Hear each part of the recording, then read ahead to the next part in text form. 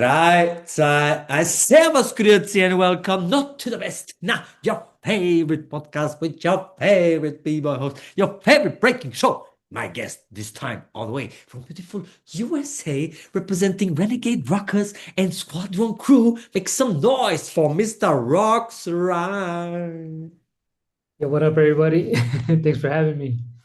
First of all, G, again, thank you for taking your time. Really appreciate it. And at the beginning, I always like how you say now, I want to give the flowers to the people. So shout outs to you, brother. Everything you did, you inspire so many people. You inspire generations, you and your crew. Is it Renegade Squadron? Doesn't matter. You keep inspiring, you keep teaching, you keep sharing. So shout outs to you, brother, and thank you for everything you did and will do for the culture. Thank you, man. I appreciate the words. Yes, yes. Shoutouts to Bottega Prama. I am really happy and excited for the cooperation. Use the code GTV10 now to get your discount on your purchase and also become a patron now. And at the end of the month, you can win €100 for their online store. Yes, Bottega Prama, slow fashion, dancewear, streetwear, Be Pro, patented protection and culture. Be Pro patented protection is really crazy because Be Pro means be protected and it's an innovative under t-shirt that protects the points of the body at great risk of injury. Wrists, elbows, and for the first time in the world, the shoulders. How does Be Pro work? Our pads have a double function, they absorb shocks and at the same time return the thrust. It is worn like a normal thermal shirt and on top you put any dress you want and the protections are invisible. No loss of style, protection and total freedom of movement. Appreciate it, So, man. first time I saw Roxrite,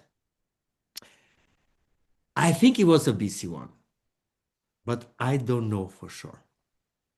But it was for sure a one-on-one battle that I saw you first time. It was maybe 2005 The or first one I did was 2006. six was the first BC one you did. You Yeah, did yeah, any other one-on-ones prior to that, like Europe-wise or yeah, so? yeah. I did the UK champs in 2005. Oh my This God, is it's it. This is it. UK champs. UK champs. And you uh you was I liked you because you really took care of your style, how you was dressed, you know. Because for me, example, I always took the wristband and put it here, for style, you know. And you also had that, but you color coordinated everything. Yeah. So I already was like, okay, this guy is dope. He knows what he's doing, you Yeah, know. that was one of my favorite outfits. I remember how it all came to be too. Yeah, I was pretty. Was it with orange, maybe? Yeah, all white and orange. Yes, Kind of a yes. rare colorway too. Like it was I think I had seen this white Jordan jersey with orange side and the Jordan in orange, and I was like, oh, that's really dope. And they just stood out. And then I saw the pants. I was like, oh shit, someone grabbed both. And then I found these Air Max 180s. They were all white with orange and gray. So everything was just like meant to be. I remember seeing everything. I was like, okay, I'm getting that, I'm getting that, getting that. Perfect, perfect. So you also come from a generation where it was very important to dress well too, Yeah, of right? course. Yeah. So was that because you started breaking in hip hop culture, or you always liked to dress fresh? No, it was more a thing that became as I learned more about the culture. Yeah. When I was younger, I didn't really have the resources to dress the way I wanted. So everything was just, bought by my parents for most of my youth. Mhm. Um, as I got older and started making money on my own, then I started obviously to wear what I wanted to wear in battles and the outfits that I thought were fresh. But Yes. that came from the hip hop mindset, and just the ideologies of b-boying and the culture and the identity of a breaker is beyond their breaking moves, is also how they dress. Yes. And that's something that is remembered as well, right? So you remember the outfit That along with what I did. So that's that's why I kept you. important. That's why I kept you in my head. I knew, oh, this was the guy who dressed fresh. Yeah, yeah. So that's yeah, it came from hip hop. Of course, I always still like to dress nice even before I break, but it wasn't until breaking that I started really finding a fashion that I really liked. I think nowadays it's like kind of a lost art, like people, it seems to me that people don't doesn't think that it's important anymore, or just dress to be comfortable during dancing. Yeah, you know yeah. and I don't know if it's, I think this maybe because it's not the fashion that I grew up in my generation, or Yeah. it's just a completely different style and the fashion is different, you know? But I think it really, I think it's really important because it always also give us like, not like in uniform, you Mhm. know what I mean? If Yeah. I see you with a Kangol, if I see you with Jordans matching your shirt, I know you listen to rap. Yeah. You know, I know we go to the same parties. Maybe you're a b-boy, maybe you're a graffiti writer, maybe you're a DJ, you Yeah. know? Yeah. And now with all the hoodie stuff and the pants that are bigger than the shoes and the ripped shit and the Nike with the Adidas, with the Puma, with the Armani and Gucci. Oh no, please. It's just the times, man. It evolves, you know. I think I feel you. I think it's interesting to see the fashion today. I Mhm. think it's definitely a bit more lazy, but I think some of the guys that way they dress, some of them do it with the purpose, right? They have Yes. like a purpose behind the way that they want to wear what they're wearing. Mhm. Um, I think it's yeah, it's more comfortable fashion that is presentable for them to perform their moves at their best, Mhm. while other guys still push the idea of fashion and breaking. Some of them dress different or they dress really nice, but you know, some of them color coordinate, some take it back to the old school, but it's not as much as it was before, right? I feel like before Yes. people had a bit more color coordination, but I think that's also just a fashion of the times nowadays. Is the more like whatever you look like, the better. So Yeah. that's kind of the identity I guess nowadays, you know? so. I mean, you can also overdo it, like K-Mel in Battle of Gods, you know, like change three times during a battle.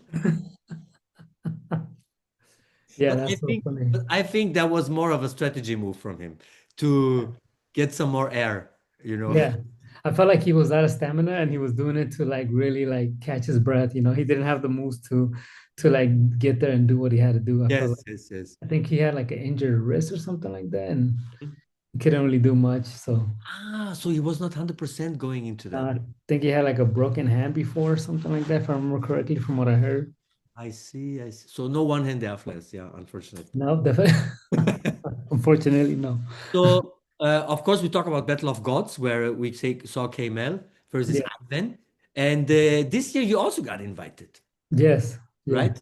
And Yeah. can you tell us how it came up with this story? Did they ask you which opponent you want, or they ask you before and you couldn't go? Actually, it's funny thing is, it was what was it? Group session 2021. They brought Tony Rock to the one that was on the boat. It was like a special edition after the pandemic happened, and it was sort of some of the first battles that were starting to happen in person. But Arthur had this idea to do his event that year on a boat, and he brought Tony Rock, and we were just hanging out and talking. And they asked me about Battle of the Gods, if there was anybody I would battle or want to battle. And I told him the only person I never got to battle one on one that I always had a lot of respect for was Lego. So it was one person I never got to really like collide with. And three on threes and crews, yeah, but one on one, it never happened. And I felt like he was really pushing himself, and he did some amazing stuff at an age where we're not supposed to. So it was also inspiring for me. He's a little older than me, I think by like 1 or 2 years. So Hmm? it was just dope to see his progression and how serious he took his life to be able to push his breaking to the way it got. But you know each other, like you're friends? You chill with Yeah. people? Yeah, I've known Lego. I met him the first time in '99 at Bboy Summit.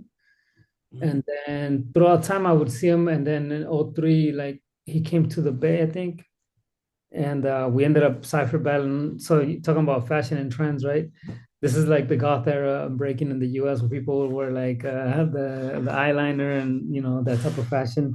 And there was certain style of tricks that were in. So he came to the Bay and I ended up jumping in a cipher. I walked into the cipher and then everybody just stopped working a battle. So I ended up jumping in this battle and Moy was battling a guy from the Bay. And then me and Lego got involved and it was three of us versus like another group of five people or something like that.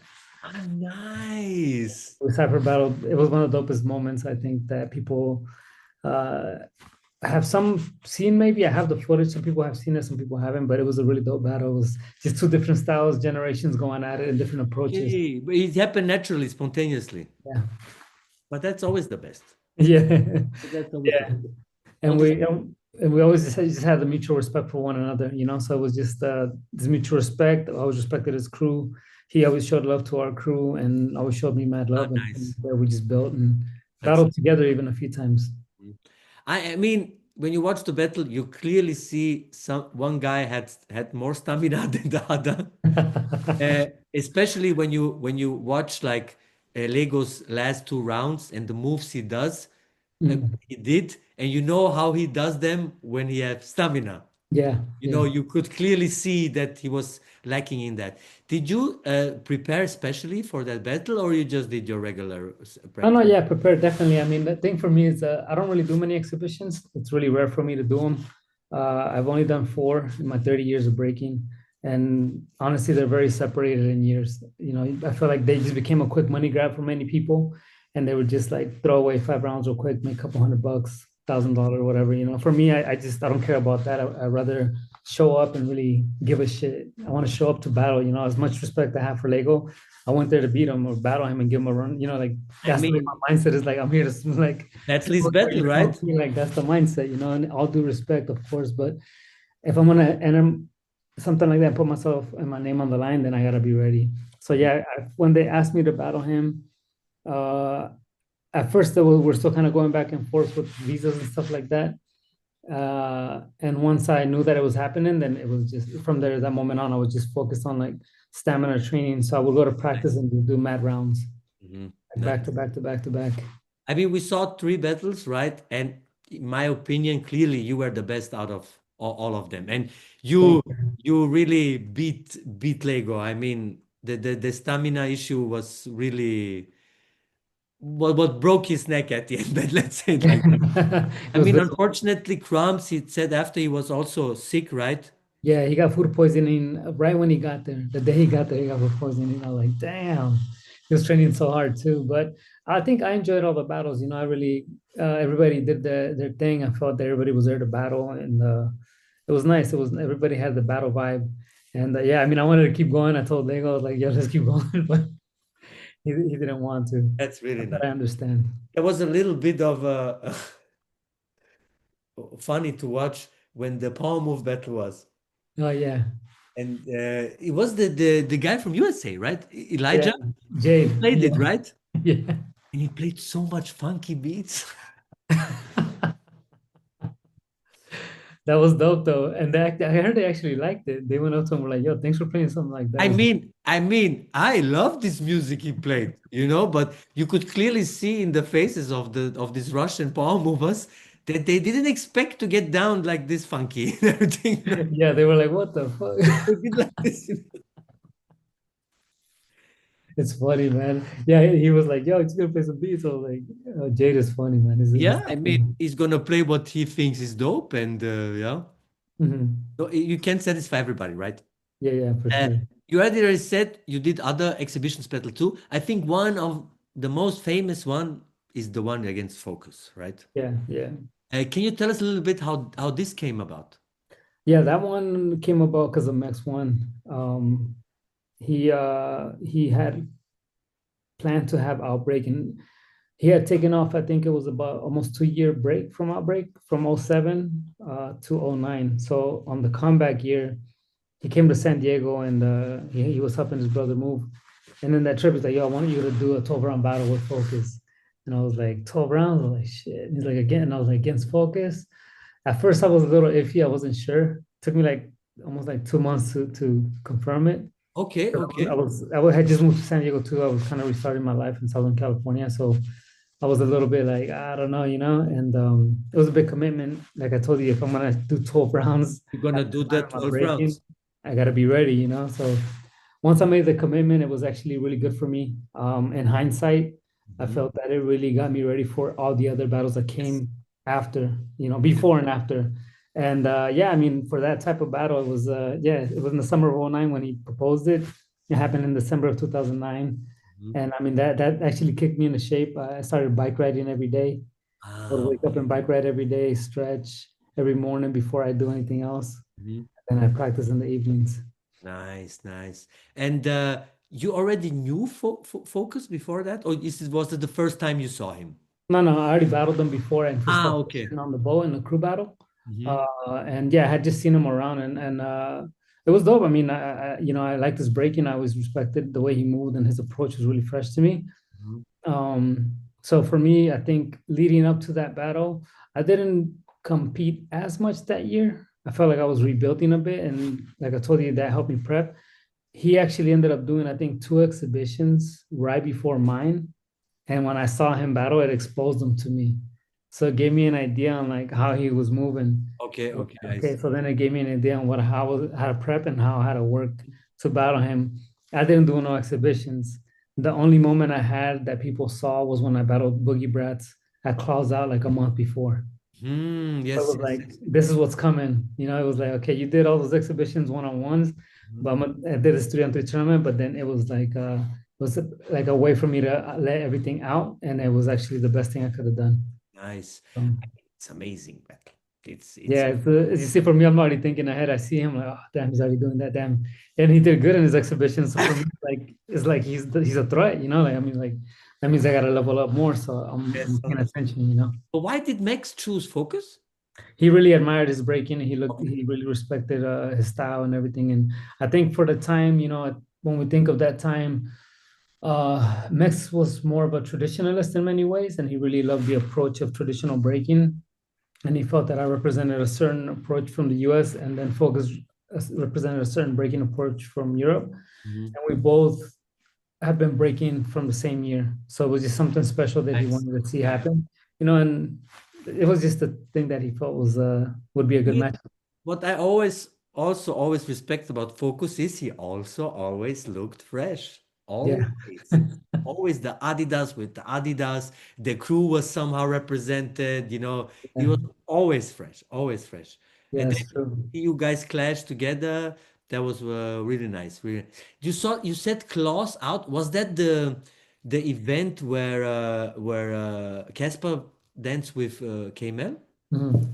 Yeah, You that was one. with Keeps, right? Me, Keeps, and Kid David versus Yes. Smurf Smurf. and K-Bone. Yeah. Yes, yes. Oh, that was a really nice one. I remember. I watched this like 1,000 times because also Strive put like three different camera angles. Yeah, yeah, true. It was the Strive TV days. Yes, I remember. Wow. It's good memories. That was a fun time. Wow. That's so crazy. That's so crazy. Uh, so, do you remember the first time when you saw something that was hip hop related, maybe a song or graffiti or? Yeah, I mean, where I could clearly remember was in I want to say 89, and my brother was playing some hip hop on the radio, the music, because I have an older brother and he's 7 years older than me. So when I moved to the US, he was already a teenager. So So you born in Mexico? yeah, How and with what age did you come to the USA? I was 6. Ah, okay. In Yeah, 89, how old were you in I was 89? already 7, turning 7 that year. Ah, so 1 year after you moved to America, Yeah. and you moved to the West Coast? Yeah, I was living in LA at the time, and then in 1990 we moved up north to near a little town north of San Francisco. Mhm. Yeah, and that's where my brother also just started presenting more hip hop to me, like music, and I started watching MTV, and so that was like 90, 91, 92. I was heavily into the music side of it, bumping like Snoop, Black Sheep, Tribe Called Okay. Quest. But you was just listening to it, or did you also rap, or? No, no, no. I just really like the music. I really like the culture, and also just like the music that was being played at the time was very unique. It was very out of the box, especially for someone like me who was an immigrant. And Mhm. at the same time, hip hop was becoming more popularized, mainstream wise as well. You Yes. got to, even though we see it now everywhere and it's played everywhere, at this time in the '90s, it was still pretty new to a Yes. lot of people, and it was still pretty new to the West Coast, Yes. especially in some of the areas where I lived in. Mhm. So it was So we all know the East Coast has a very rich history in breaking, right? for sure. So do you know, can you tell us a bit something about the West when it started to come out more, and when did you start out breaking? I mean, damn, the West has a lot of history. Up to since the early '80s, you have a lot of people breaking in LA. People brought it from New York to LA. It really blew up. You have a lot of people out there. And then I'm from the Bay. So even in early, like my crew's from '83. So guys were already Renegade Rockers breaking. 83. Is Yeah. this is Renegade Rockers the oldest West Coast crew? No, no, them and Rock Force are from the same year. So Oh, Rock Force is '83. We're '83. Rock Force is also Yeah. 83. Yeah. Yeah. So we're all from the same year. I think because if you go out of New York, it's Floor Lords, that's 81. You go to Chicago and it's Phase 2 and 82. And then you go to the Bay Area, that still are active, and there's Renegades and Rockforce from 83. So we're like the oldest crew still in the scene. There was also other crews that were really fresh, like Sidewalk Breakers was very innovative from the Bay. I don't know if you guys heard of them. They sort of mentored or taught or influenced some of the style elements guys. Okay. A group called Flow Rockers. Yeah, they were super innovative. Really dope guys. You should. There's a battle online if you look it up. Sidewalk Breakers versus Sidewalk Breakers at a Chuck E. Cheese. It's crazy. Like some of the stuff they're doing back then is wild. But that's like since I come from the Bay, that's the lineage that I have, right? So there is a gap, I believe, in the mid to late 80s, and then in the early 90s, you have, I think, West Coast Rocksteady, and you have a lot of people that didn't ever really quit. And in the Bay Area, you have people throwing events as early as, I want to say, 92, 93, already having events where they invited Air Force crew from LA to come out, and Air Force was reemerging again. So the West Coast has a lot of history of people that stayed active in different ways Mhm. because it was considered dead for those times. And that's when breaking started to reemerge in the early 90s in Northern California. At least this is only because of where I grew up, right? I Yes. don't know about LA. I think in LA people were more active maybe in breaking from that time. Um, and then you have like house dancers mixing breaking as well a little bit from my understanding. Okay. And because my mentor's brother used to go to San Francisco and he used to love people, well, like watch people doing house. And he used to get inspired by house. So he would blend it with breaking a bit. And this is like mid 90s, he's like already an older You can teenager. see it in Reminds style too, right? Yes, for sure. Yeah, yeah. So that's definitely something that people were trying there and were doing there. And so I would say like early 90s, like 92, 93, it got really popular where I grew up. Mhm. So, it's north of San Francisco, like 1 hour north. I mean, at this point, Wicked already started breaking. All these guys from Renegades that made the name Renegades in the 90s, they already started breaking at this point. So in 94, 95, it really got popular where I grew up. Like there was like 7 or 8 crews within this two small towns of like maybe 35,000 people. So it just after that it really So a like lot, a lot of us, every guy in your age break then. pretty much a lot of us, yeah. Mhm. There was a lot of us, and so I started in 95, and the guys that I learned from, they were older, but I met them a year later. I started breaking for a whole year by myself. Mhm. And that whole first year, I didn't even think people breaked outside of where I grew up. Yeah. I was just a Yeah, kid, yeah.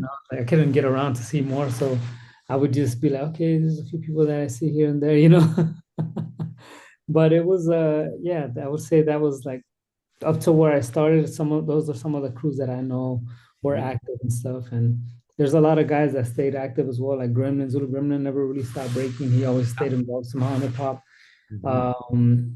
Yeah, then you have like Fresh from LA Breakers, Little Caesar, Easy Rock, all these guys that really were already had been breaking in the early 80s and still kept some of their skill into the 90s. So it was really inspiring to see. So how did the first training sessions look like? You remember them? A hot mess. We're just throwing ourselves around, man. It was memory based of what you thought you saw, right? Because I remember seeing the moment that I wanted to start breaking, these older kids came and braked at the school, and they were the guys that I'm talking about. They were Mhm. older. They're the ones that ended up mentoring some of us. And I thought this guy did like a move with his hands, and he would just go around like a swipe almost, but with both of his feet on the ground. But he was doing a swipe, but in my head, he had both of his feet on the ground. So we would try like just imaginary things we thought we saw, and I think that's the beauty of it, right? Yes. It was 100%. more unique.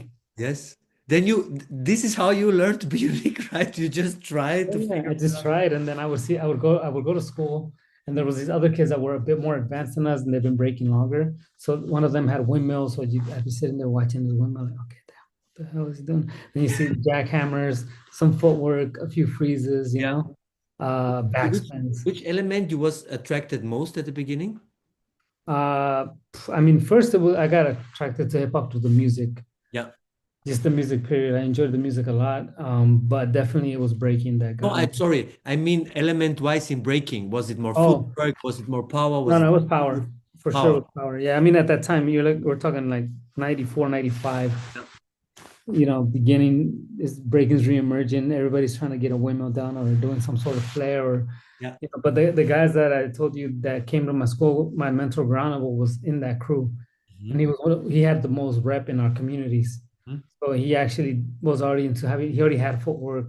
He had freezes, transitions. He didn't use as much power. He had like windmills and certain power moves, but he relied more on his like the approach of b-boying, which was really rare for that time. And at the time, a lot of guys are still rocking helmets, spandex pants. This fool's dressed with Kangol, denim jackets, name belt buckles, fat laces, and Puma suede, and so his mentality is already like hip hop from a different time. That's nice. And what was the first power move you learned? Let me see. The first one I actually did was a headspin. But like It just was a like it was drill? like a pencil headspin. It was just Yes. a quick like two spins. Yeah. And then you immediately fell in love, right? Yeah, for sure. That was just the beginning. Like, oh, Yes. and we did that in my friend's living room on carpet every day after school. Yeah. It Yeah. was it was Yeah. awesome. And I mean, nowadays we see you almost throw every power move, right? Maybe airfly I didn't see you do. Yeah, I did it once in a But battle no. against my own crew member. What's what was the hardest power move for you to learn? Oof, the hardest one that took me forever to learn, I would say it was air flare, but it was because I made a mistake when when air flare first came out, and the first time I seen Ivan do it, and then it started becoming more popular. Mhm. Um, I tried it, so I could sort of do it from flare, but never confident enough to throw it in battles. And then I started learning from handstands, and I tried to do it on a carpet that was over a linoleum floor, like a tile floor, and I threw the air flare, and this carpet slipped from under my hand, and I landed on my face And then like a never. massive burn. And for some reason, off of that fall, I could never find the coordination for that high of a handstand air flare. I ended up developing it maybe in 2002 and three. I ended up getting one air flare down, Mhm. and I used it for a bit here and there, but never. I only used it in one battle. I mean, you didn't need it, you know? Yeah, that and flare 90. Flare 90 is hard as shit. Plan 90. Yeah, it's a beautiful combo, but it's hard. Yeah, yeah. And Yeah. when did you start to have the mindset like, hey, I have to become a complete b-boy? That was in 96. 96. Was there some event or just No, like no. I mean, at this point, I didn't even attend events. I was only battling people at house parties, the community dances, school dances, just straight up ciphers? straight up ciphers. Yeah, organic as hell. But um, and so in 95, I taught myself breaking as much as I could just from visually learning, picking up books, watching Beat Street 1,000 times over, watching breaking, watching any movie that you could find breaking in, and then you would see moves and be like, oh, I haven't seen that before. Oh, I haven't seen that before. So you would get inspired and try things, and also from seeing people. But it wasn't so early on. I even found a book that sort of taught me footwork. It's funny. I used to go to the library and find books, and there was how to break books that taught you how to break from the 80s. They were still accessible at the time at these libraries. Easy. I found this book and I was like, oh shit, and like this is footwork, and it shows you like the steps, and then there was one that showed you freezes. I was like, oh, this is dope, and it was just the photo of the freeze was enough for me to be like, let me try that shit. Yes. And but I was doing as much research. Even one of the books I found, there's an interview with incredible breakers in there, and this is before I even found out who Incredible was, like a decade later. But this is as much I did as much research as I could at that time. That was the only way to learn. Mhm. So even at that early phase in 95, I started incorporating a little bit of footwork in my breaking. Nothing too serious, just basic stuff.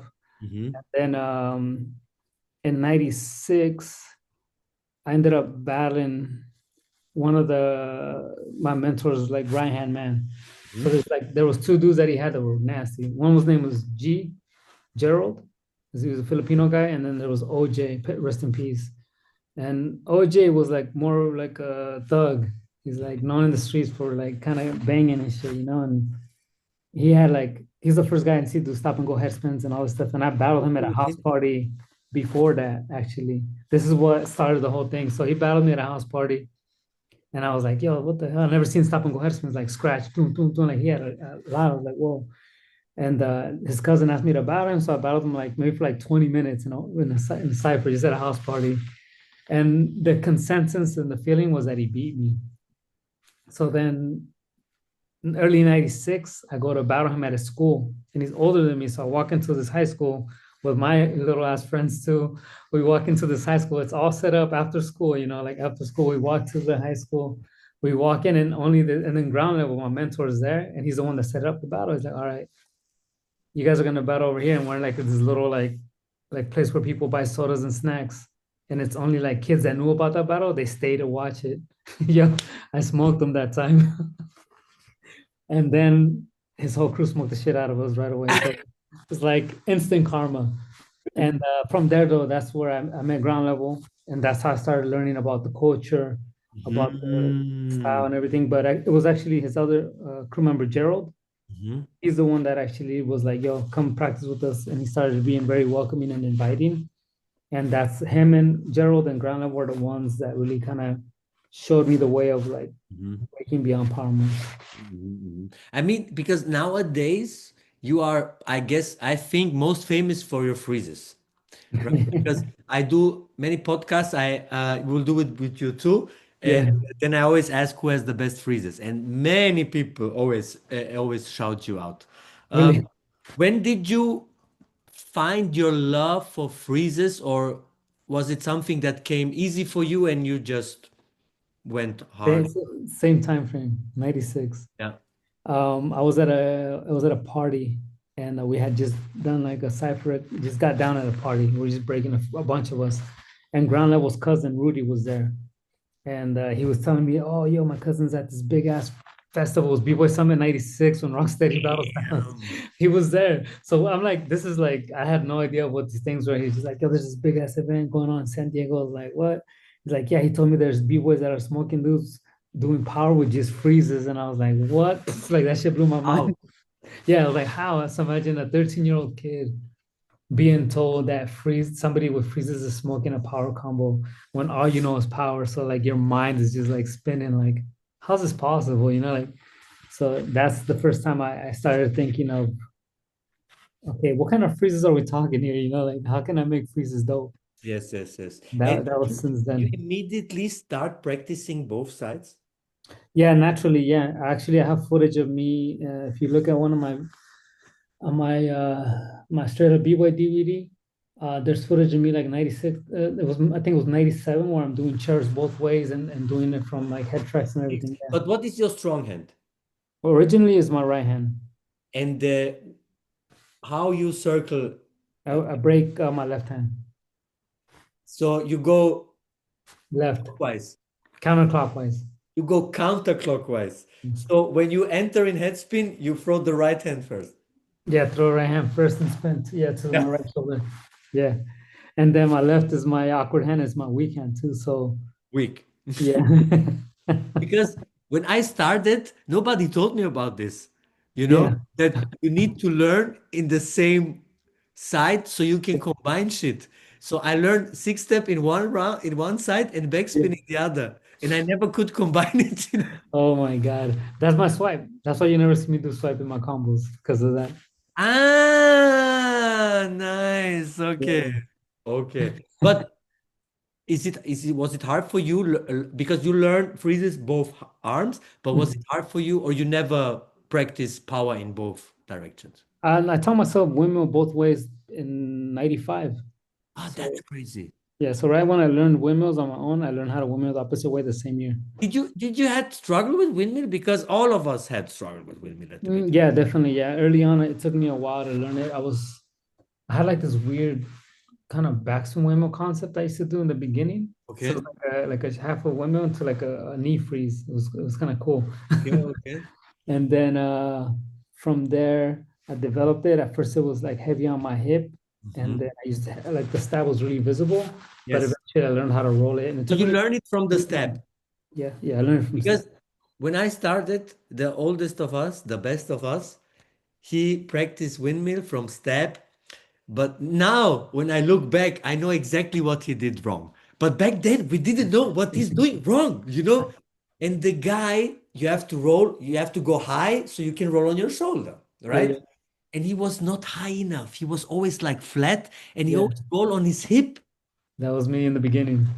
So he had so much bruises on his hip, he started wearing a pillow on his hip when he practiced.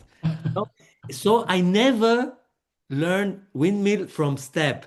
You know, Okay. I just learned when you from up, like Mhm. the coin drop, Yeah, yeah. start That's and then okay. you roll.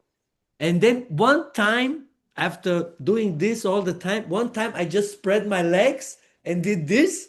Uh, Then I had it. Then I had the I got the movement. You know. yeah, yeah, it just started flowing. Oh, Yes, that's but dope. I know so many people that struggled Yeah, yeah.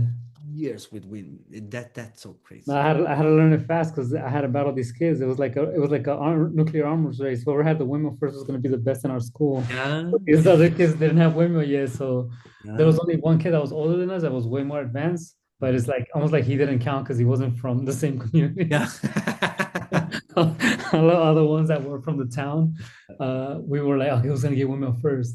And I Mm. remember once I got it, I was like, yeah, but I at first mean, I was beat up to the hip. So learning a move, especially a palm move, there is yeah, no better feeling. No yeah, feeling. yeah, And exactly. I mean, when you grew up, then breaking, there is always summer, right? Don't have snow or any cold days, right? No, no, where I grew up, it was seasonal. It's in north of San Francisco, so it's Oh, okay. it's Sonoma County. Because my question is, did you always practice outside? Because we always practiced in youth center, like three Mm. times a week.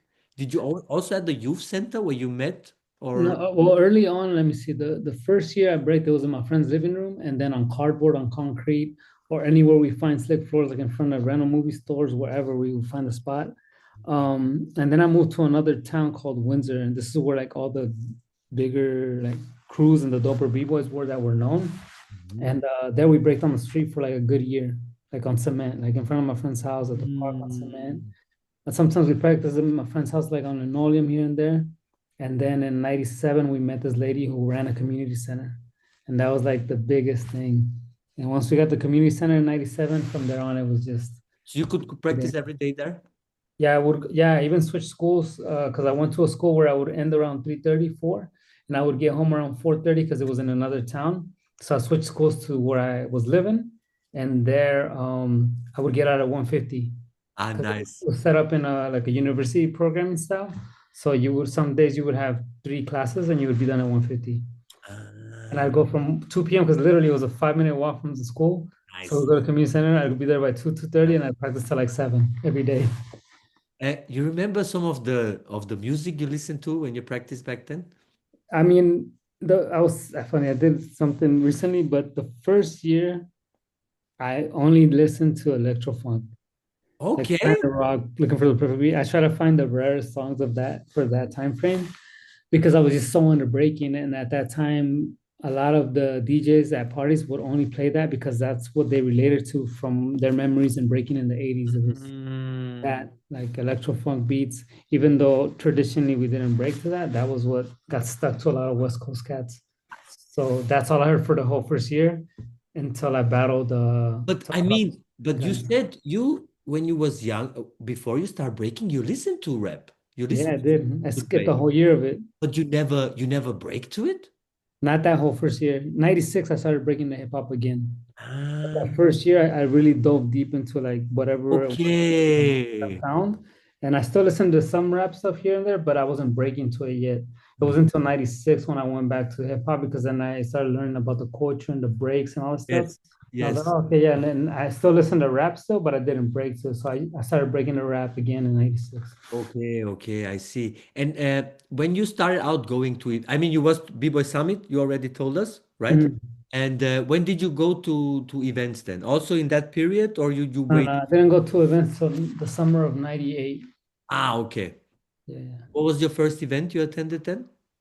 Okay, the first event, okay, I would say the first event was in my town, but I don't, it was, they were just like small jams, but like the Yeah. first real event outside of my town was in Madeira.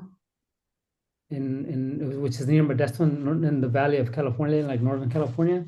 That was one of the first events I went to. Then Sacramento events, and Hmm. then I went to B-Boy. Was it B-Boy Summit? I did a few Sacramento events because the Zulu Nation, the North Stars and the Zulus of Northern California, they went to Sacramento State, and my brother went to Sac State. They had like this dope hip hop program, and they would throw jams and invite like Ivan, Style Elements as judges. They had like dope judges. So some of the biggest events that I went to at that time were in Sacramento, Mhm. and then by the fall and beginning of '99, I went to B-Boy Summit for the first time. Okay. No freestyle sessions. No, I didn't go because Freestyle Session was in Southern California, and at the time I didn't really hear about it being up north. I didn't hear about it till the fall of '99. I went to an event called Last Summer Jam, and Ah, I battled Cross one there actually. I actually got to battle Cross in a tournament.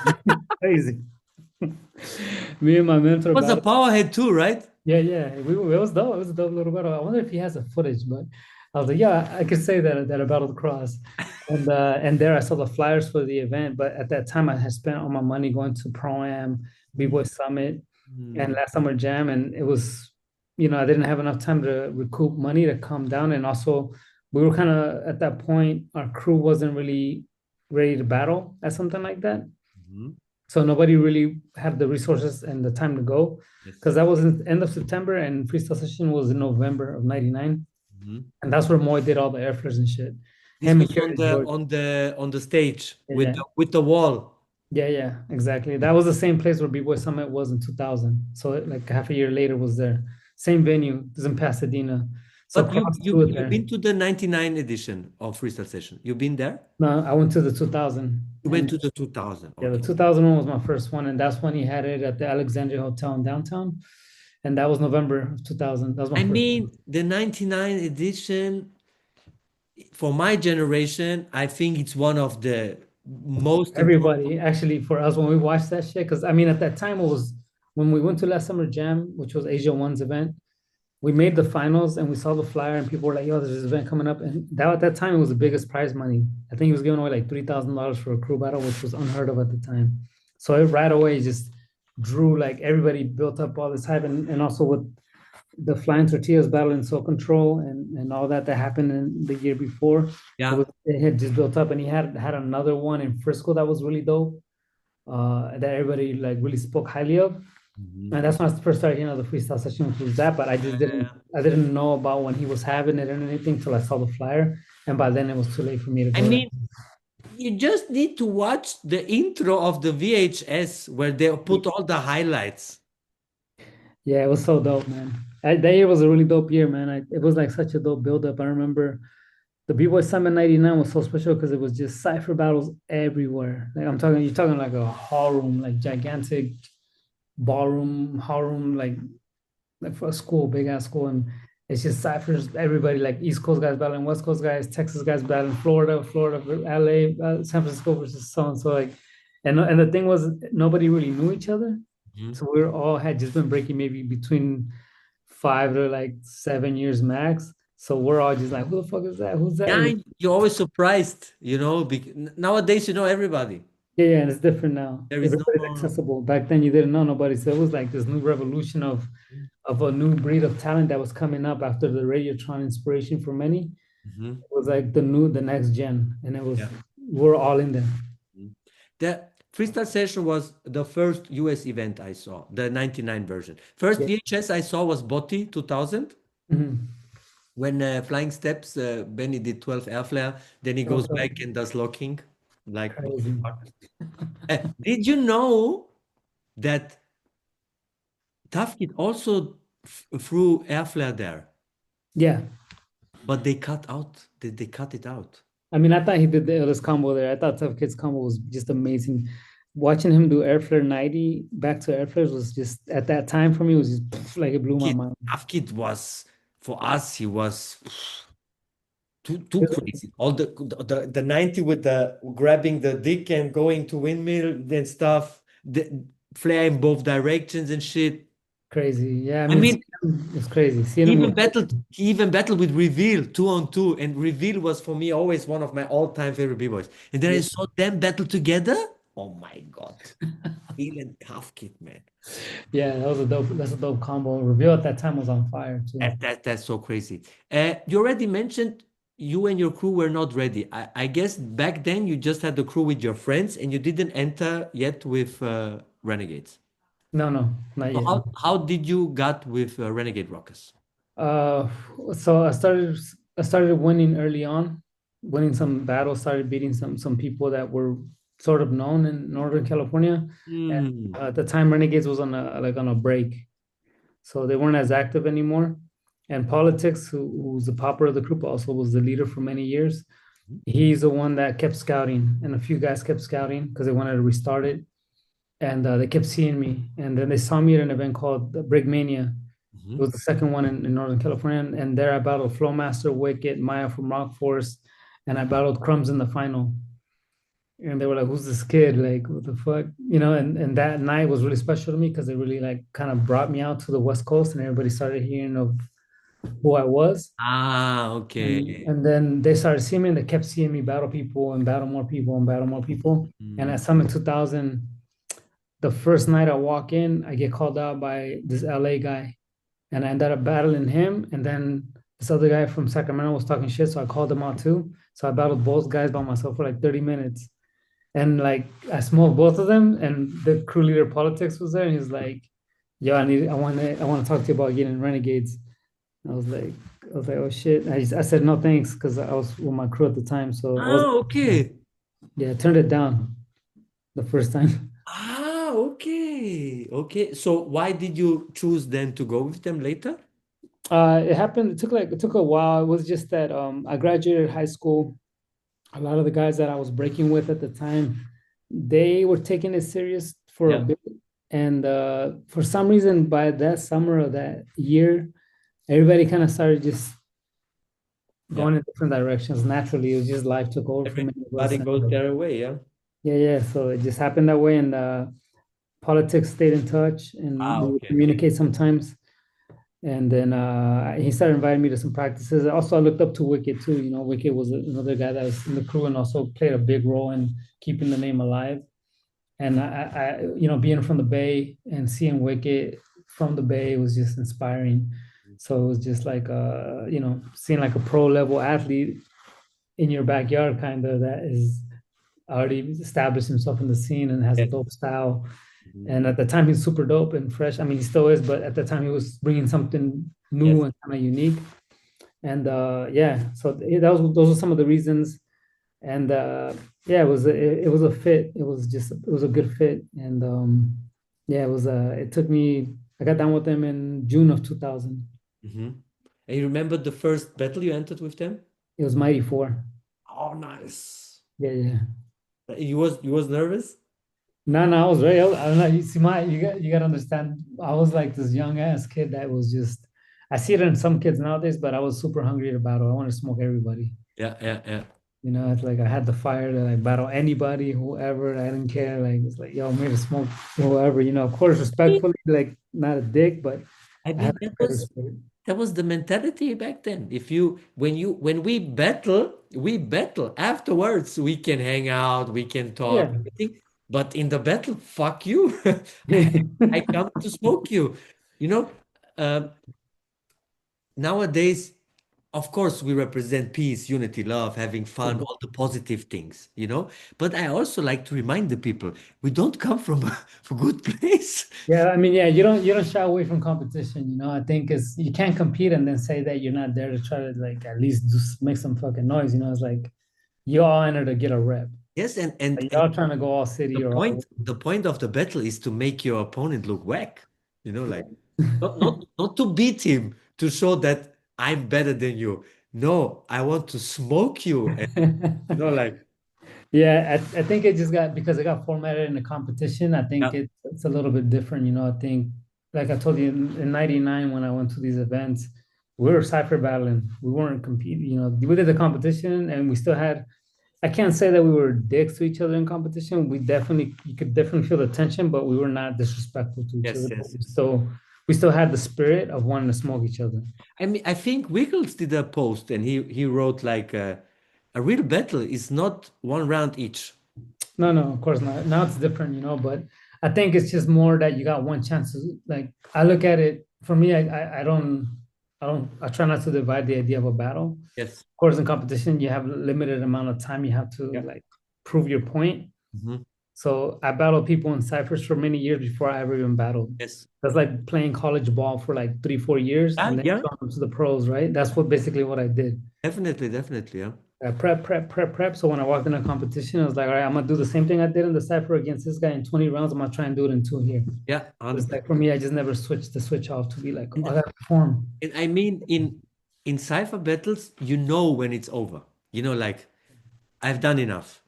Mm. Like we don't need to do a second round, a third round, a fourth round. Yeah, yeah. Of course, of course. Yeah. And so you already people also know you, of course, for all your solo wins, right? And you also made a lot of noise traveling, winning so many competitions one on one. Uh, so did you already start early 2000s with one on one? Because I think the wave of the one on one battles came after BC1, like No, no, no. They already 2005, had 6. them. They already had them before that. The first Ah, battle I okay. won outside of my area, the first event I went to was a one-on-one. I won the one-on-one category, and then I Ah, won the one-on-one category the next weekend, and then I won Mighty Four Appreciation Day against Ruin in the final, right before freestyle session. Then I won. What else was it? It was a prime. I mean, Break Mania was a one-on-one. When I battled the Crohn's, it was by so there myself. was already a lot of one-on-one Yeah, events.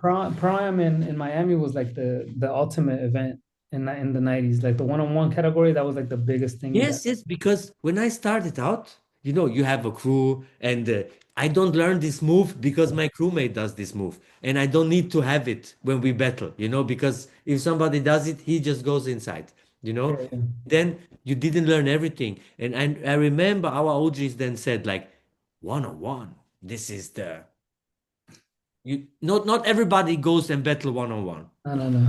Yeah, Really for have sure. to be dope to battle one on one. And I thought there was only like crew battles around, or No, maybe that was maybe it was in the States more represented one yeah, on one. yeah, definitely more. I mean, yeah, I can tell you, I can if I look up the list, I can tell you all the one-on-ones I won. Even in 2002, I won a big one-on-one in Northern California in 2002. I won another one in 2001. Yeah, there was quite often there was pretty decent one-on-ones. Yeah, yeah, yeah, yeah. The Prime started off that one-on-one You wave. can you did who can roast the most too? They could never find an opponent for me at that time. Really? Yeah, but also it was not just that because also I wasn't at that time my style was plateauing, like it wasn't growing. So Okay. it was like one, it was almost like I was overlooked because at the time Mhm. there's like all the airflow variations, all these new things are being innovative. Mhm. Certain guys are making a lot of noise, and I started kind of falling off. Mhm. So one of my skills started kind of falling off for those 2 years when Rostamos really took off.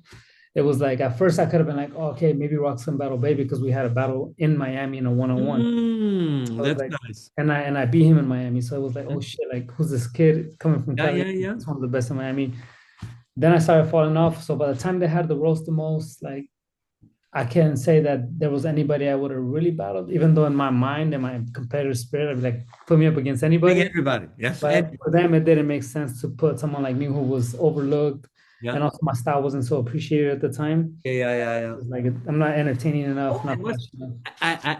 I gotta be honest. When you started winning, more like when we see you more in Europe, winning competitions and BC1, because you had a completely different style than everybody else. Because, like you said, everybody was throwing air power and air chairs and everything, and you did your style. You did elbow freezes. Nobody did elbow freeze in that time. Like when you did an elbow freeze, it was like, "Why you do elbow freeze? Can you not do? Yeah. Can't you do air chair?" You know what? Yeah. But the quality was there, and there was a reason why you won all your battles. But I remember this time everybody was like, how why he's winning? Yeah, yeah. I mean, that's always been the struggle for generations. I mean, when I first started winning, it's like, why do you win? Then it Mhm, was like, oh, why do you win? mhm. Every generation is the same thing. But it's just, I think for me, it's just staying true to myself, to my knowledge and understanding to the game and the culture. And I think that those that break and understand the culture will understand what I'm doing. No, I mean, That's the reasoning, like for my way of being the way I am, now, props to you, brother, for always staying true to yourself and always doing your style and how you approach breaking. You never change for any trend or anything. But now you see, 20 years later, everybody appreciates Roxrite. Like Thanks. nobody nowadays, nobody would ask, "Hey, how could he won?"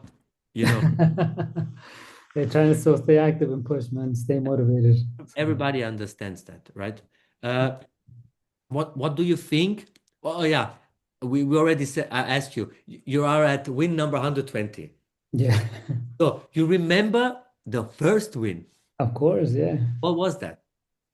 The first one was in July of 98. It was a 2-on-2, if I remember correctly. It was me and my mentor's brother. It was a 2-on-2. We won that. And then the week after was a 1-on-1. Yeah. And yeah, I won I think I won like a gift. What was it the other one? Maybe it was a 1-on-1 that I won first. Damn, see, I can't remember now. It's between those two because I lost my first competition that I really did. As they're so whack. And then after that, I won. And it might have been the 1-on-1 actually. Hmm? And I won $50 bills. But when did you start thinking about it and started counting your wins? Oh, it wasn't until 2002 or three. So it was still close to my first years. So this is why I still can remember at that time those victories, 'cause I started keeping notes of them then. But Gremlin, who mentored me, he's the one that started telling me about just keeping numbers. Like, oh, you should keep track of your wins. It's really important. It's really good for you. Ah, that's He said, nice. and he kind of gave the same information to Crumbs. So Crumbs and other people that always track his wins as well. So because of Grims, I started keeping track of my victories. But I never had a goal. It was just like, okay, I won this Yeah, one, yeah. this one. And then in 2009, I was at like 60 something. And I was like, yo, fuck it, let's go for 100. You Nice. know? I was there. I was there in Austria, in Salzburg. Yeah, yeah. It's funny that one was anticlimactic. It wasn't my best performance. I felt like I had all the moments before that one, and then that one I felt whack. It's always when you want to look dope that you look whack. Like shit. It was also crew battle, right? Yeah, yeah, but I just underperformed. I felt like I made up for it the week after, but that one, my 100th victory wasn't my It best victory. was a little for us. It was funny because we already saw the trophy they made for you, Oh, he's- but of course, on paper, you guys gonna smoke everybody, yeah, and of course, you can prepare this, But yeah, on the other hand, it was like, hey, Body Carnival is there too, yeah, like they can win too, yeah, yeah. They could win too, exactly. Hey, you never know. They could have spoiled the party. But I mean, I got taken out in in one of the battles there. But I mean, to win 100, you have to lose also a lot, yeah, So for sure. you cannot participate at 100 battles and win 100 battles. No, but you gotta prepare yourself Yes. as much as possible to give yourself the 100%. best chance, you know. If you don't work hard, you never get to such a number. It's difficult. Yeah, maybe losses, then you get 100%. Yeah. Yeah, you gotta count. Yeah, you gotta use your losses as learning curves, and even Uh, with victory, you could always, you still learn. Even sometimes more. Even sometimes you might win a battle and be like, "Damn, shit!" Like in the back of your mind, you could do better. so the biggest one-on-one we had recently was, of course, the Olympics, Yeah, right? So you never thought about entering for the I Olympics. did. So what's the story there? It's funny because I ended up being there, and I coached Victor, and when he lost, I felt like I lost. But you would have participated for USA then. No, for Mexico, because Ah, yes. so the problem is that I was in the States and not living in Mexico. I had to go get like a license in Mexico, which is possible. Also, I didn't get informed that well myself, so it's partially, if not fully, my responsibility. So I should have got more informed if I had wanted to really do it. Mm, And the thing was that it was quite complicated at first to get the right information. I asked around, They started having a few events in the USA, and I mean, in 2019, you kind of started. It was kind of building up, and then 2020, everything died. So then it's like we had to restart, and by the time I restarted, everybody was off to the races to try and become an Olympian. But I Mm. couldn't do it for the USA because I ended up judging some of those qualifiers that they had early on. And then you can't enter, right? When Yeah, you but I wasn't certified because there wasn't a system yet. yeah, So, that so came everything was later. still being developed. Yeah. So I was like, okay, if I want to battle, how do I do this? And then once, my endorsement wasn't supporting my competitive side as much. So I would have had to have funded the all the trips by myself. And Ah, at no, the thank time you. I had a baby. Oh, no, thank you. Yeah, like I was gonna have my baby as So well. there is no Mexican Federation? There was, but it wasn't that I didn't really properly hear about it more till around 2022. Uh-huh. And then I reached out and I was gonna try and get the license, but I told the guy that I wanted to battle my way to the team. So let me go, I'll fly myself to all the battles, and if I qualify and earn my points, Okay.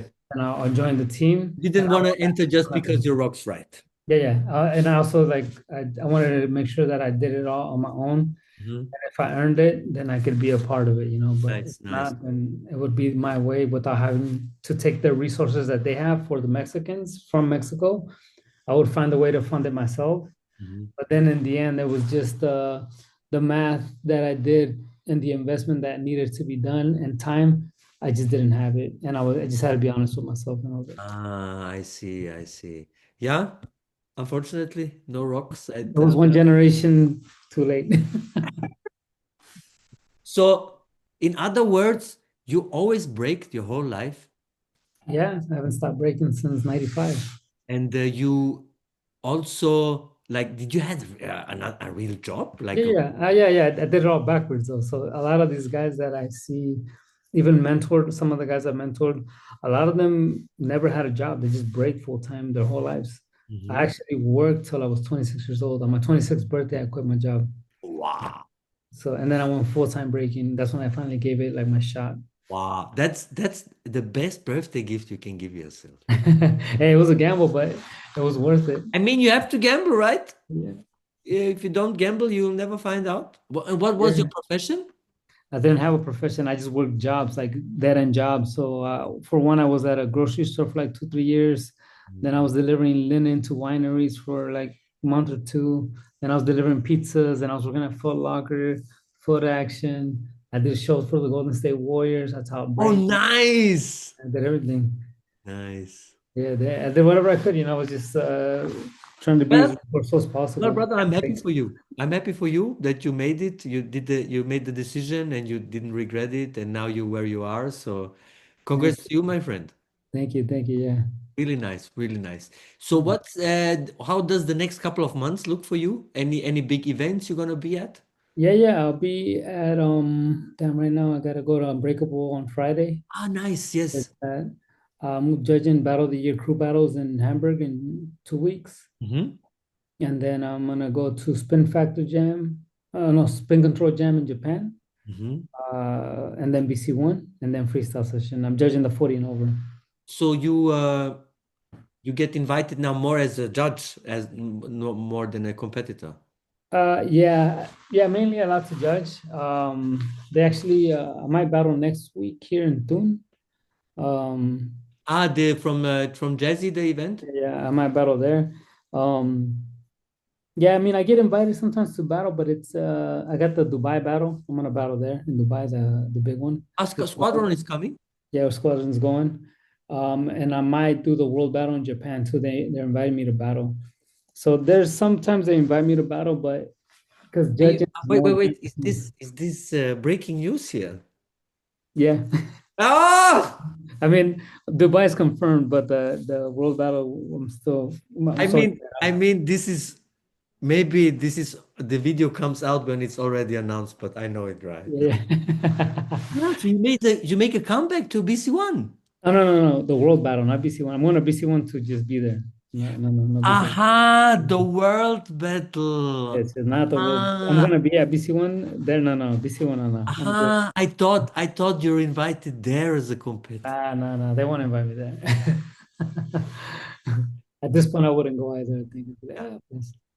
I mean, you already did it and you won it, you Yeah, know. yeah. I just felt like when I had the fire to do it again, they just didn't invite me back. They invited people I beat in battle. So I was like, all right. Do you think that was the hardest battle for you to win, the BC1? It was hard, but it wasn't the hardest. What was your hardest one? I think the hardest one was GK Champs '05 against Hong in physics. That Tips. was difficult. I mean, that one was really hard. This one was hard because it's just the people I had a battle were not easy, you know. I had a battle El Nino, who was like had the hottest year that year. He was like on his way to have one of his best years in breaking for himself. Then Little G, who was on fire, and Nagin, who came back as a champion. So I mean, actually, that was pretty hard. Mhm. But I think it was because the rounds wasn't a lot. It was like it didn't feel like crazy like before. Even like the UK first champs is a lot of it was rounds. 5 rounds in the final, you know, and like when I won, what was it? I won some other ones, and it was just longer battles, and it was more like you're forced to kind of dig deeper, you know. There's kind of like I practiced the 12 rounds and just let's see what happens. Mhm. I mean, in my mind, I had more than that, but it's just the 12 round thing kind of like limits. And I mean, when I battled back in the day, of course, they were shorter rounds, but the mindset is ready for a lot of rounds, right? I think the time I battled that one in 99, I did maybe like 17 rounds, 18, 20 rounds to win, or to not even win, to get into a tiebreaker in the final and lose. And then in another one that I did, I ended up doing maybe like another 17 rounds to win. God damn it. 17 Yeah. rounds. So of And course, we talk highest level, like you competed on the highest level. It's not like your local jam where you throw 70 rounds. yeah, they're hard ones, man. But it was just, I think so that's when I see like two, threes in the format and the way that I grew up battling. Uh, I guess we don't realize it, right? When I first came up, I was battling by myself. Like I told you in house parties, one-on-one battles. This guy breaks, so let's battle. You break, let's battle. Like, so it was just one-on-one battles, and we were doing long ass battles. It was just the thing we did, you know. Yeah. Yeah. So what do you think? When was your prime time? Well, I have a theory. There's different primes in your career depending on how much you train and prepare. Um, the prime that I feel like I could do anything was my early 20s. Okay. But before that, when I was like 17, I had a different prime. And that was like really fresh. Like it was a really dope time because it was like my style was really growing and maturing Mhm. and becoming my style. Mhm. So I think that first prime was 17 till I was around like 16 to like 18, I would say. And Mhm. then from like 21 to around 24, Mhm. 23, and then again maybe when I was 29, 20, yeah, 27, 28 to like 1 BC1, and then not till the last like 5 years I came back again. Mhm. So That's nice. That's nice. I mean, they say that the prime of a male, his physical prime, is between 28 and 32. okay, yeah, This yeah, is yeah. this Mhm. is when you are the fittest, the fastest, the most athletic, everything. I mean, this is just like the general.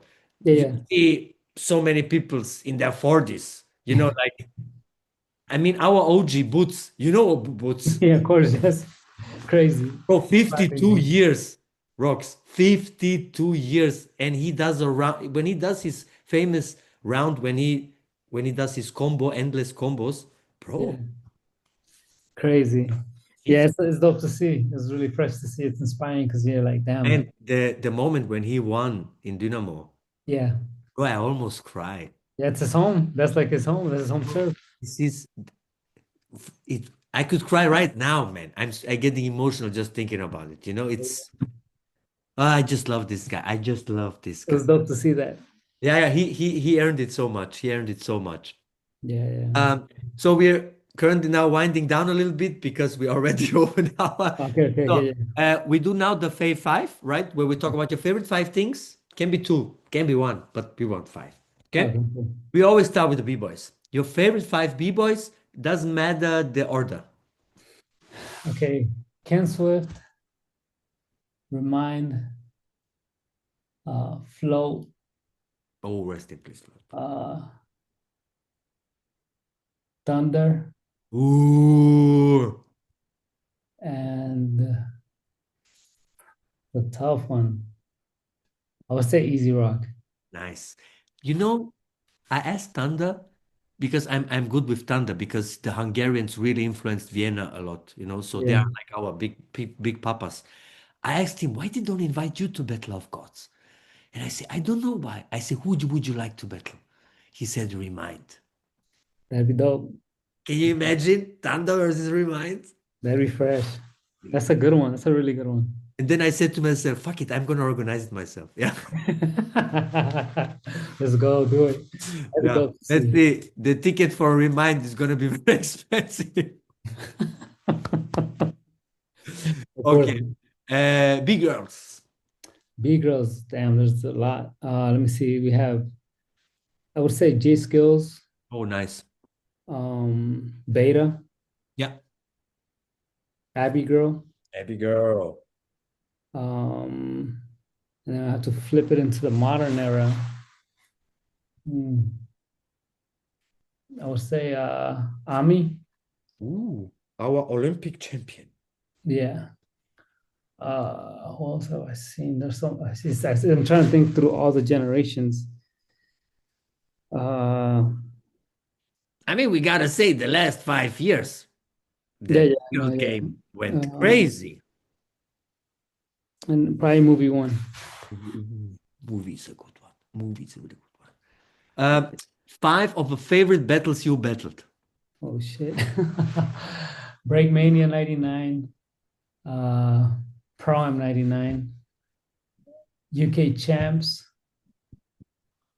freestyle session on the boat. Nice. Oh, you were on the boat? Yeah, yeah. Oh, that was so fresh. And IBE 2005. IB 2005, all battles all. Yeah, that one. Yeah, they say that was the best IPE, Yeah, yeah. It was quite special. Yeah. the 2005 edition, because it was the last one in Rotterdam. Yeah, it was crazy. That was something to live, man. It was Yeah, you still have memories from back I then? have a video, yeah. Of course, yeah. Shit, it was like a life-changing moment for How, me. who did choose you for the USA team? Machine did. Was he like the captain? Yeah, yeah. He was because he had gone 30304 and he was Rock Force, I was Renegades, but we always battled each other and he had I mean, I met Machine since the 90s when I went to Sacramento and battled. Some of the first battles I won, he was there. So Ah, we just always we had that mutual respect, but we did have that bit of rivalry with the Rock Force Renegade thing in the Bay at that time. nice. Um, but yeah, I think he just always had love for what I was doing, and he saw at that year I was like Yeah. I had just been battling everybody everywhere. So he was like, "Yo, I want you to, come overseas and battle in Europe." Because at the time I hadn't battled in Europe so much. Are And you? But you already been in Europe before? yeah, yeah, I won in France. I had won Euro Prime two times in France, but in Toulouse, but it wasn't. I think not so many people heard about it. It was quite small. Mhm. Um, but it wasn't until IBE where it was like that was like the debut internationally. Ah, nice, Like the nice. US knew me, everybody in the US, like Yeah, I yeah. put my rep in the States. Um, and people saw some stuff here and there on videos, but it wasn't until like I went to IB that it was like, all right, I'm here. And you guys, I mean, you not, but the other guys started the routine with the joints. I remember that. That was epic. Did they just came up with it on the spot or they Yeah, yeah, they're just freestyle. Light one up. I mean, you can smoke in here. Let's just smoke break. was Special moment. was much easier times back then. Yeah. Yeah, definitely. I mean, yeah, that one's special. I always tell people it was that the mentality behind it that everybody gave a shit and Mhm. they all wanted to just smoke somebody. Like it was Yeah. like, and we had a The, chip on our the shoulder. lineup was really heavy. Crazy, yeah. It's a Uh, special moment. really heavy. And you, like we said already, you traveled so much, brother, so much. Five of your favorite countries slash cities you visited. Oof. Countries, I would say, okay, let me see. Japan, Oh, nice. South Africa. Hmm. I would say either Australia or New Zealand. Hmm. They're in there. Um,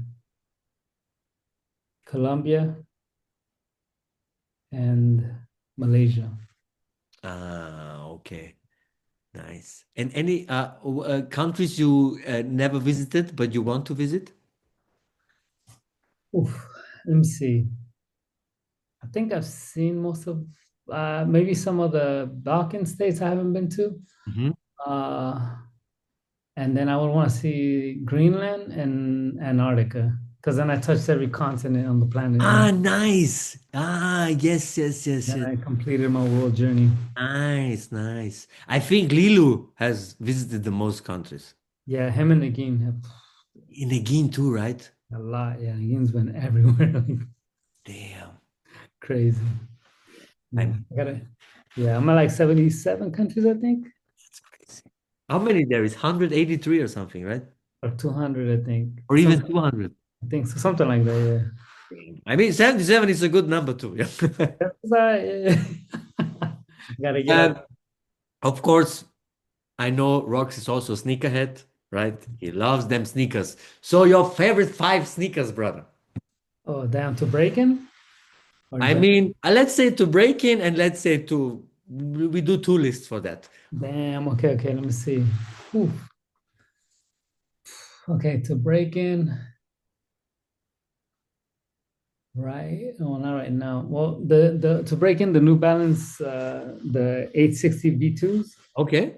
um, the Nike Huarache, Mhm. the Vomeros, um, the 180s, and what are the one that I like to battle in more?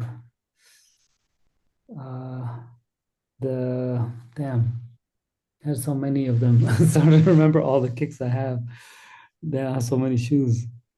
I said the P6000s. P6000. Yeah. Nike, send this guy a check. He only mentioned Nike shoes. Yeah, oh no, I had New Balance in there. It starts with an N. So it's the same, yeah. True. And then I mean, I like my Jordan 4s is one of my favorite shoe. Jordan 4, a specific colorway or just in general? Just usually the cement ones. Yeah, white cement is a Yeah, classic. yeah. You can never That's go wrong. that one. The Jordan 1 is another one. Um, the off-white, uh, which one was the ones that I got? The 90s, the off-white 90s, those are really dope. Ah, yes, yes. And the Stussy Spirit on Cage Ooh, too. it's nice too, yes. Those ones too.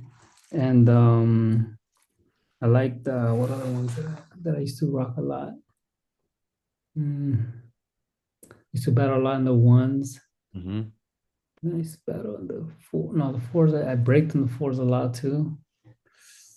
Wow, Jordan 4 to break in is really hard, I no? used to break in them. Yeah, I used to have a pair of white ones. There's footage of me breaking in all four the cement fours too. Damn. Then damn, I also like the 11s a lot. Ah, nice. Oh, Mainly that's even Jordans harder too. to break in.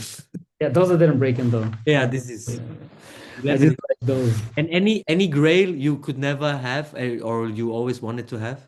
Any pair Yes. of shoe? Mm, damn.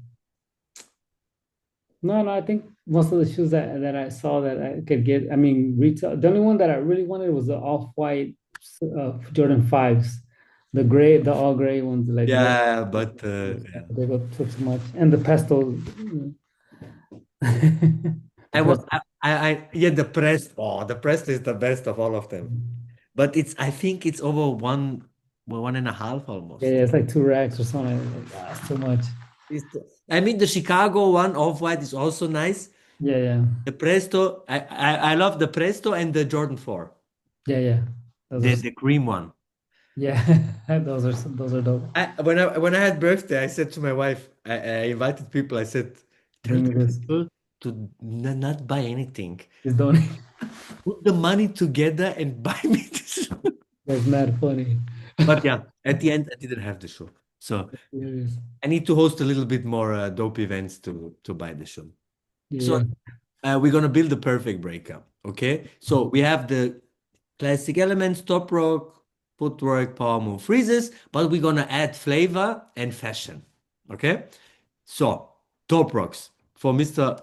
Roxrite. Who has the best top rocks for you? Damn, Keebs. Ooh, Killer Keeps. Yeah. Then footwork. Oof. Forward, so many forward cats. Uh, I would say T Rock. T-Rock. It's OG, right? Mhm. Mhm. Freezes. Reveal. Ooh, bro. Reveal for me, bro. You remember Battle of the Bboy Master Yeah. in Korea when he entered with Kareem and Iron Monkey? This VHS, brother, we I don't know I have don't have a number how many times I watched this VHS. Yeah. For me, Reveal is Crazy. like gold status. Yeah, yeah. The style he has, the flavor. Wow.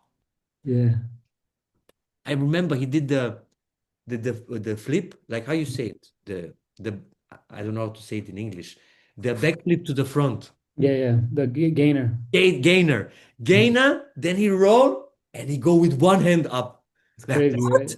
Yeah, he was so One dope. hand? Crazy shit. Yeah, I remember. How's the and the famous, of course, the from the bridge, the The flag one, that was, yeah, he's crazy. shout outs to reveal, shout outs to reveal, power moves. Oof, it's a hard one. Jazzy J. Oh, this from Japan, right? No, from Renegades. Already, wait, there was also a Japanese, I think. Yeah, maybe so, but you gotta see this guy, Jazzy J. Jazzy J Renegades. Yeah, he for And his time, next is it the 80s B-boy? 90s. 90s B-boy, 90s B-boy. Yeah, his power was next level. He didn't have. He tried air flare, I think, but he quit before the air flare came in. But I guess he did all the other power moves then. Amazing. Everything he did was next level shit. One-hander combo, everything. Oh, nice. Nice. Yeah, people nowadays don't appreciate like power moves when it's not air flare inside, Yeah. you know? So, yeah. Yeah. Flavor. Ooh, flavor. I would say Ken Swift. Can't go wrong with the Prince. And last but not least, Hashan. By the way, you can take yourself too. Yeah. No, no, no. Fashion. Who's innovative in fashion that I was like? Fashion's hard though. Hmm, that's a tough one. I would say Flea because he's conscious of what he always wears. B-Rock, yeah. Yeah, I must say, many times it's not my cup of tea how he's dressing, yeah, yeah, but he's definitely stylish. yeah, Definitely. yeah. So he has like, yeah, he's definitely a person that's like takes his fashion or his whatever it is. Some Mhm. of it you can relate to, some of it not. But I feel like Yes, always conscious of I how. love the Like, shirt he made with yeah, like 8 different flea rocks, and all of them look different, yeah, like completely different. That's also art. That's yeah, also art, you know? yeah, for So sure. the perfect b-boy, according to Roxrite, has the top rocks of Keeps, the footwork of T-Rock, the freezes of Reveal, the power of Jazzy J, the flavor of Ken Swift, and he's dressed like Flea Rock. That's a nice one. So, and the last question of today, brother, there is a UFO coming, aliens, and they say, Rocks, we're gonna take over the world, but you can save the world. We're gonna have a 5-on-5 battle. You have to choose the best five USA breakers of all time in their prime. Damn. Well, okay, for sure, Kenny. Yes. Um, Reveal. Moy. Boy. Yeah, Moy for sure. K Mel. Um, One more. Crumbs. I must say the aliens will fly back home. No world to conquer. You were in El Nino's list, by the way. Yeah. Wookie chose you, Kamel, Thesis, and Victor. Wow. Okay. Okay. That was his list. One more older. That's a good lineup too. Other Shit. generation, other generation. Ah, yeah. And the last question, this is now the last question. Why is your name Roxrite, sir? It means to rock right. It's a hip hop term. So if you I don't know if you heard like Slick Rick or all these MCs used to say on the mic like, "Yo, got what it takes to rock right." Mhm. It's a term that comes from hip hop, but it was given to me by my mentor, and it just means to represent right, to do it right, Your to. mentor gave it to you because you rock right. This guy rocks right. Yeah. The few times I got to host a battle when you battle, I always say this. This guy rocks right. I don't know if you Thank you. They're like, what? yeah. So brother, yeah, thanks so much. I know we could talk for 2 more hours, 3 more Yeah, hours. for Yeah, sure. we could do so much, but it's getting a little bit late. Hopefully we can do another round Yeah, yeah, I'm down. in the future. And any last words and shout outs? Yeah, shout out to my crews, Renegade Squadron. Yeah, everybody that's helped me out throughout my career. Gremlin, Ground Level, mentored me, Nice. gave me guidance, unofficially also like Wicked, Ken Swift, all these guys that really helped like pave the way and open doors. Just shout out to everybody that's crossed my path. Nice, brother. Nice. From my side, again, thank you, Rox, for taking the time. It was a pleasure. Shout outs to you also, not for just being a dope dancer, but you're also a cool human. You're very humble. You're no show off whatsoever. And you're definitely not an example of never meet your heroes. So, Thank anybody who thinks Rox is their hero, go to this guy, shake his hand. He will ask you how you're doing, and he will mean it in a genuine way. you. Thank you. All the viewers and listeners, yeah, subscribe. We're on the road to 1,000 subscribers. Yes, comment who you want to see next. Thumbs up for the algorithm. Notification on. You never miss a video every Sunday. Every Sunday, knowledge, your favorite breaking show. You never miss it. And if you want to show full support, you can now go to Patreon. You can support us €5 each month. It's like you buy a coffee for me, you know? So yeah, go there and you can have all the podcasts at the beginning of the month and you don't have to wait like the other people for every Sunday. Yes?